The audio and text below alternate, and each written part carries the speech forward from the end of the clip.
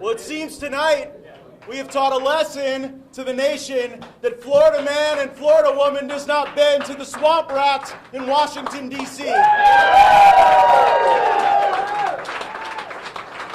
I want to thank my family tonight, my wife Ginger, my parents, Vicki and Don Gaetz, my extended family, everyone. It's very touching to have you a part of these campaigns. My grandmother is here.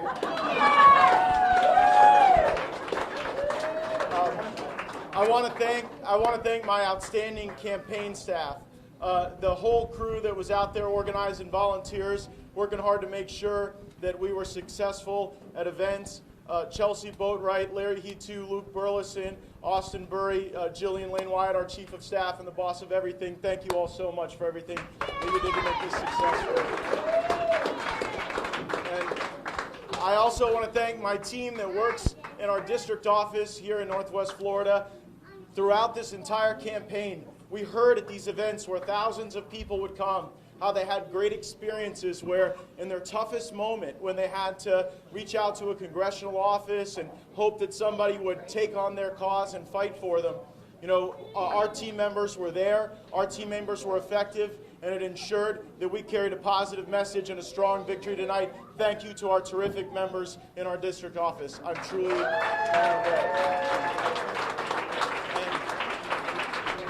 I know I got a lot of my team members who are watching from Washington, D.C. tonight, and you go to work each and every day for these folks in Northwest Florida. You help make sure that we are prepared for the speeches and for the questions and to interrogate the folks who aren't doing right by the country. You spend the extra time in the library and on the research stack. So to my team in Washington, thank you for letting me stay in the fight with all of you.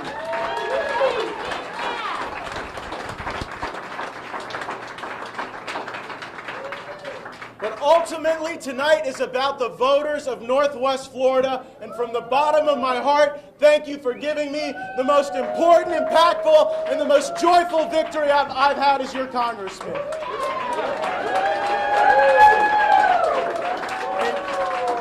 And I commit to you, it is for the voters I will fight. I don't work for the lobbyists. I don't work for the special interests. I don't take their money. I don't take their orders. I work for you and you alone. I stood for my performance review, and I am glad you are pleased and you are willing to continue this great effort that we are all on together to save the greatest nation that has ever existed in human history.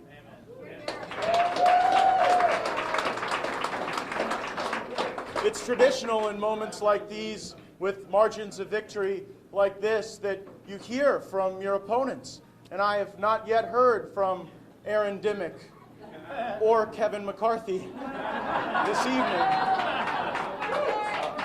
Kevin McCarthy spent $3 million in this race, not attacking my votes or my work on your behalf, but just simply trying to attack my character. $3 million. 2 years ago, I got 70% of the vote. And tonight, it looks like we're getting 73% of the vote. So Kevin, if you're watching, spend a little more next time and we'll get to 80. While we are excited, we must redouble our efforts heading into November. We have to work together with our fellow Republicans to get Donald Trump elected. Politicians always say that it's the most important election that they've ever lived in. But my friends, I have seen behind the curtain. I have watched as people lack the backbone to make the decisions, to cut the spending, to secure the border, to stop the rising interest rates. And my hope resides in President Trump, his leadership skills, his ability to be able to get people to stand on their post and do the right thing. Will you help me get Donald Trump that victory we so greatly need?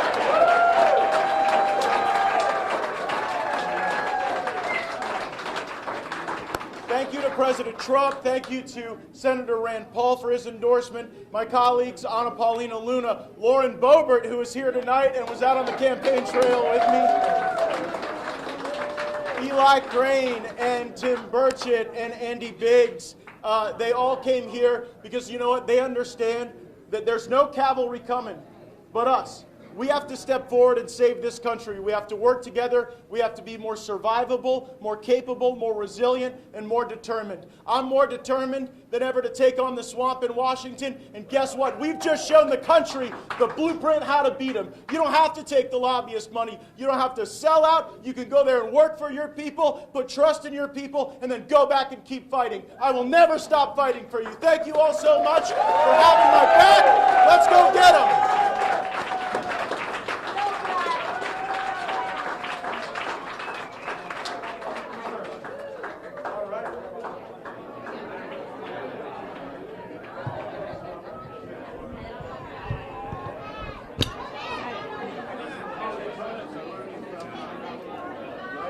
I guess.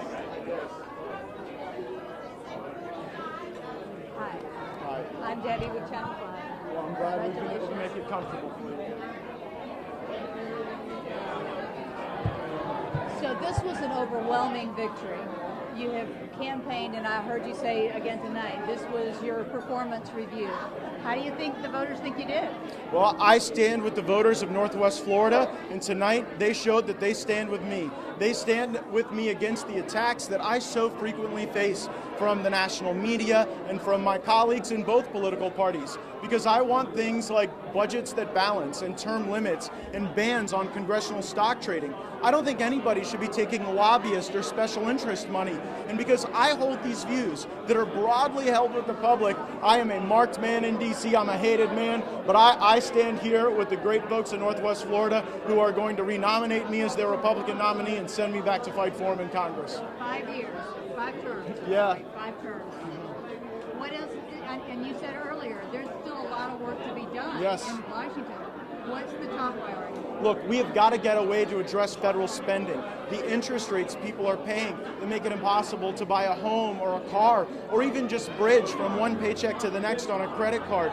Those higher interest rates are a direct result of Washington taking one up or down vote on funding the whole government all at once, and then programs don't get itemized review. Now, that's not a bug of the system, that's a feature of the system so that the lobbyists get everything they want, and then the people end up having to have generations burdened by debt. So I think we should have single subject spending bills, and I'll fight for that reform.